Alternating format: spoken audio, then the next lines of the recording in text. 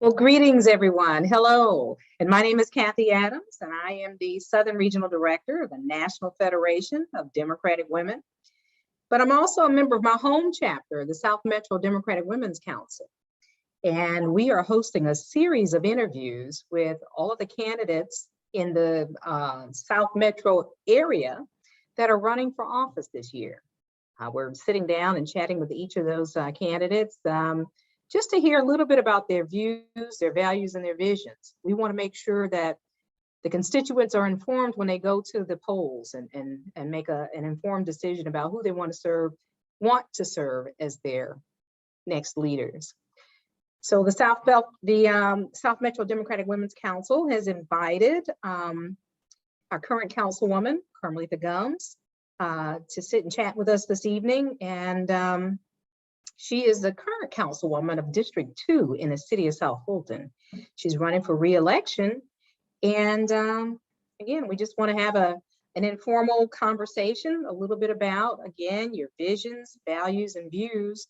And just tell me a little bit about yourself, Councilwoman Gumbs, and or tell the viewers a little bit about yourself, who you are and what you're doing, and a little bit about, I don't want to hear your platform yet, but who you are. Well, first of all, I want to say thank you for having me. This is exciting. Of course, you know, I love the South Metro Democratic Women. So I just wanted to come and join the chat today just to share with you and my residents about what's going on in the City of South Fulton. So a little bit about me. I have been on the council since 2017, part of the inaugural council. I have definitely matured in this role and learned how to really govern for our city. I also have a background in community outreach. So currently I work as head of community engagement and partnerships for the Southeast region for Clover Health Insurance. And I just love what I do. I am in the community 24/7, and I enjoy each and every day that I get to interact with residents and learning a little bit more about them and our city and the future of what we're looking to do in the City of South Fulton. So having said all of that, tell us a little bit about your platform and you know, why you're running again. We know it was you guys started with a blank sheet of paper 4 years ago, but why do you want to do this again? Well, I think one of the reasons as to why I want to do this again, of course, the work is not finished. Of course, we spent 2 years really building the infrastructure, transitioning over employees, and really just getting the footing for the City of South Fulton. And then the pandemic hit, and for 1.5 years, we were really focusing on making sure that our residents were taken care of during the pandemic. However, we still didn't miss a beat. There were still a lot of things that we put in place, and still just went on trying to move our city forward. But there's still more work to do. I definitely am looking forward to making sure that I get to see all of the things that we put in place come to fruition.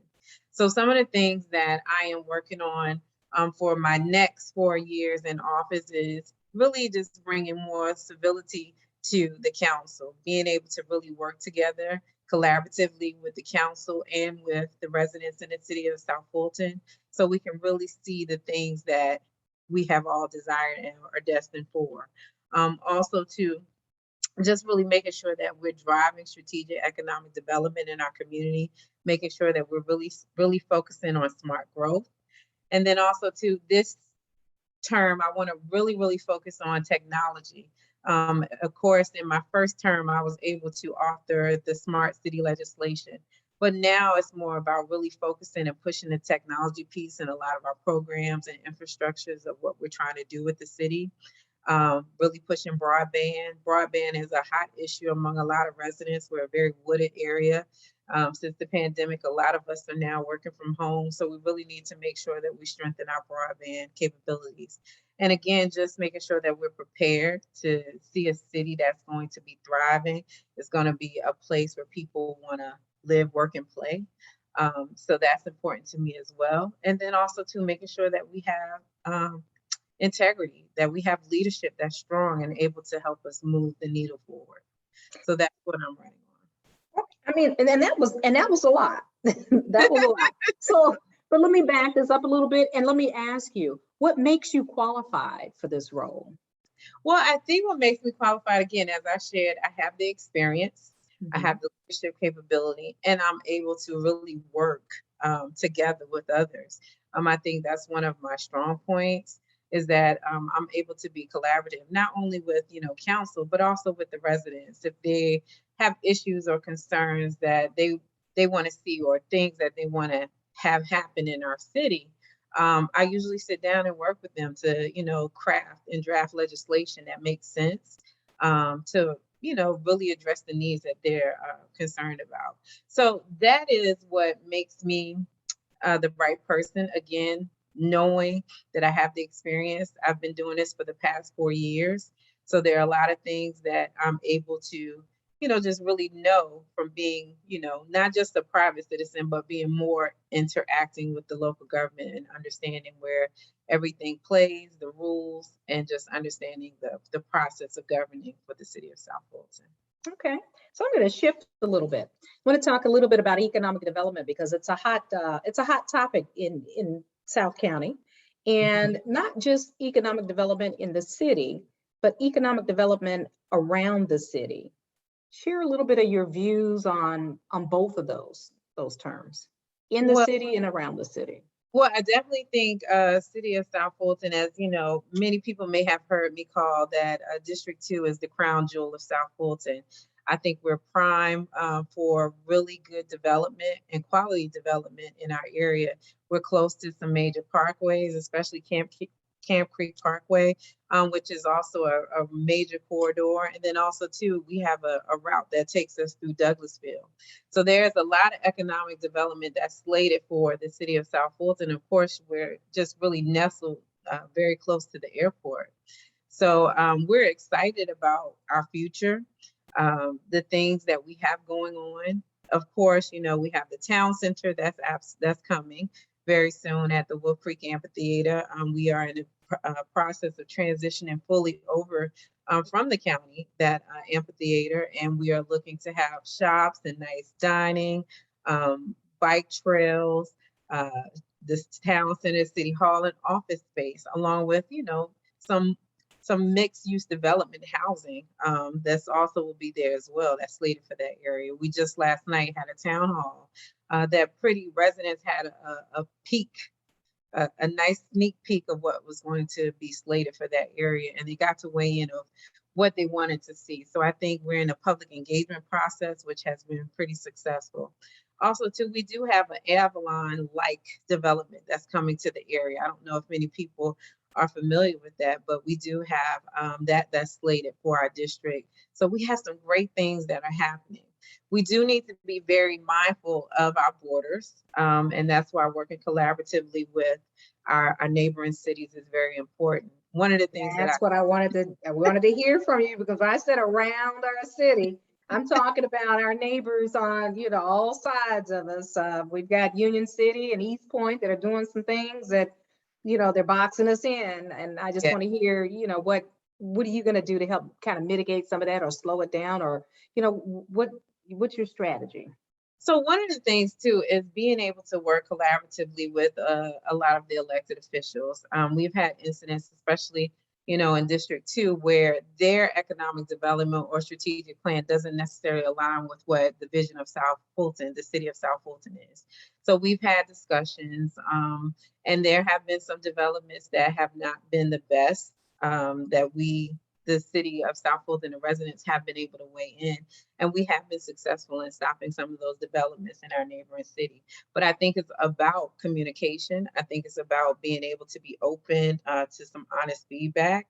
And I value my relationships with a lot of the elected officials in the neighboring city to have that dialogue when, residents bring those issues to me.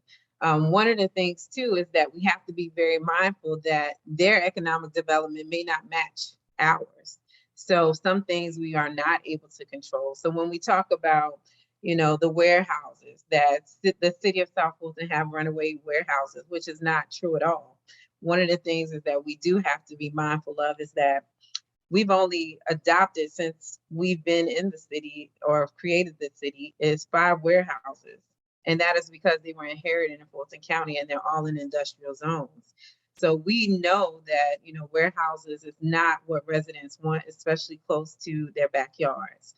We have to really, really focus on trying to work out a relationship with our neighboring city, especially Union City, in regards to trying to navigate what they feel as, their economic development pieces are. So that is one of the biggest concerns. And then also too, we hear a lot about, runaway development. And one of the things in our district that a lot of people are talking about, is that we have a lot of new developments that are coming. And we've only approved 4 developments since becoming a city. So there's I don't know how that could be a runaway development, but we've only approved 4 developments since being a city. So technically that's 1 per year. So one of the things too that we're also working on is making sure that we're controlling the zoning. So right now we're taking another deep dive back into our zoning, looking at and seeing how we can improve and what we've learned over the past 4 years. So we've been doing that, decreasing the density and maybe increasing it in our nodes. So one thing also too that I wanted to share, especially in reference to strategic economic development, is that the city has developed 9 nodes throughout the city of South Fulton. And this is where you'll see, the explosive growth for the things, the shopping, the dining, and the things that you're looking for in those nodes. But being very mindful of, our neighborhood and bedroom communities and making sure that we keep the density that makes sense. So looking at the long term, at the master plan, how does that complement District 2? And what are your thoughts on that master plan for the city? So how it complements us is that we're able to make sure that we can improve our quality of life, that we're not going to be stuck in our homes, in our subdivisions, or our neighboring cities. We will see growth. That's definitely going to happen. But being smart about our growth, making sure that we're able, like I said, to get out of our homes, being able to implement, common sense transportation guidelines to help navigate the traffic, and just, slowing down, the development and putting the high density in those nodes. So that's, the benefit for our city and for our district. Did any of those nodes fall in District 2? Well, we do. We have the Butner and Camp Creek node. We also have the Enon and Merck and Camp Creek node. And then also to the Campbellton and Camp Creek node. One side is District 2 and the other side is District 1. And then also there's a node for Old Fairburn and Butner Road. And not Old Fairburn and Camp Creek. And then we also have the node that is where the Avalon Light project is coming, which is Campbellton and 166. Okay. Fulton Industrial. Yes. So when we talk about our economic development and, the nodes and things like that, I gotta ask, how are we going to bridge the North with the South? The North being everything north of Interstate 85, which is the Southwest corridor, and everything south of Interstate 85 is just the old National Corridor, which is a more seasoned and already developed community. How do we bridge that gap with smart growth and economic development long term? And I'm asking you to, as a council member, because you get a vote too, yes. Outside of District 2, but as a council member, what's your strategic plan for that, or what's your vision for that? Well, I definitely believe in equity. And this is one thing, I definitely heard the stories about how Old National was, back in its heyday, one of the places to be, understanding that a lot of celebrities lived off of Old National. So I also want to see, Old National to come back and be revitalized. So we have dedicated a lot of money to making sure that we go that direction and revitalize it. And then also too, making sure that we're being equitable across the city. And that was one of the things that was very important to me as well, was the Downtown Development Authority, which was able to have economic development that can be robust throughout all parts of the city of South Fulton. And I think that will be more of a way of making sure that it's equitable for all residents to have a little piece of the pie as well. So that is how I view economic development. I want to make sure it's strategic and that, you know, we revitalize those corridors that are really important and significant. Old National has a lot of history, and I understand that. And that's what, you know, I hear a lot of residents, oh, it was this and that back in the day. I wanted to be back then again. I heard, what is his name? Gosh, not Magic Johnson. Oh gosh, I forgot his name. But he used to live a big star basketball player used to live off of Old National. okay. And just having a conversation with him, and he was just Right. like, we need to bring it back. And I'm all for it. Well, that sounds good. So, you know, and having said that, we talk about, I want to talk about the rooftops and how do we keep the, you know, taxes off the rooftops, because those homes in that Old National Corridor don't have the same value as those that are in the Southwest Corridor. So how do we keep the taxes low and or manageable? And how do we, you know, what's your vision on the millage rate? The rumor mill is churning about the millage rate, and you know, the impact on the North versus the South, it's going to be different, but we have people in that South corridor who probably can't sustain too much more, you know, on them. So share a little bit about that. Well, definitely. Let me talk about the millage rate for a bit. We did increase the millage rate last year during the pandemic just to make sure we were able to be a thriving city coming out of post-pandemic. And this year with our millage rate, we kept it the same. We were able to successfully acquire Fulton Industrial Boulevard. And we're hoping that once we start seeing the revenue from Fulton Industrial Boulevard, we will be able to roll back the millage rate next year if done properly. So that's one of the things that we're looking forward to seeing and possibly providing some relief for the residents. Now, as far as bridging the gap between the North and the South, again, Old National and this area, this side over on our side of town, we are really pushing to make sure that we have economic and equitable strategic development in the area. We are making sure that everyone is taken care of. And one of the things too we talk about, especially with the taxes, is that a lot of those taxes are not being paid to the city of South Fulton, they're being paid to our schools. So I do want to clear that piece up, because a lot of people say, oh, we're paying so much taxes to the city of South Fulton, but we're only getting a small piece of that. A lot of that is going to our schools. But again, you know, once we bring in more economic development, quality economic development to the Old National Corridor and to other parts of the city, that is how we're going to take the tax burden off of the residents. Okay, got it. So, and a little bit about that, since we're talking about, you know, and I hate to keep saying the North versus the South, but it's the Southwest Corridor and the Old National Corridor. But let's talk a little bit about crime concerns in the city of South Fulton. Do you have any views on that, or how we're managing that, or you know, on one side of town versus the other, or overall? Well, I definitely want to say that our crime is down in the city overall, at least by 34%.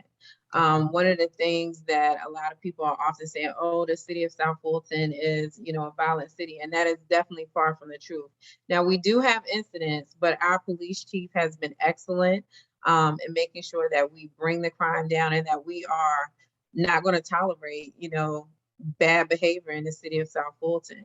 Now, of course, with Old National having, you know, a lot of the businesses and, you know, that corridor over there, there was an uptick in crime, but we are, you know, definitely addressing that. And we, like I said, crime is down overall, not in just, you know, certain parts of the city, but all over the city. So that's a good thing. And then also too, with us now addressing Fulton Industrial Boulevard, you can see the change that we're making over there as far as addressing the crime. So we're definitely making sure that, you know, when you come to South Fulton, we're not playing. But again, I am definitely proud, especially in District 2, because of course we have the lowest crime. We've had the lowest crime since the city's inception. And of course that is through, you know, the residents' support of always being very vigilant, which I encourage them always to do. Also too, with the neighborhood city watch, the neighborhood citywide watch program that, you know, I legislated very early on in administration, because crime was a concern when I first moved to this area, but it has definitely improved. I feel safe. I am enjoying this community. So I definitely believe that, you know, the city of South Fulton is doing their work to make sure that residents have a safe and thriving community.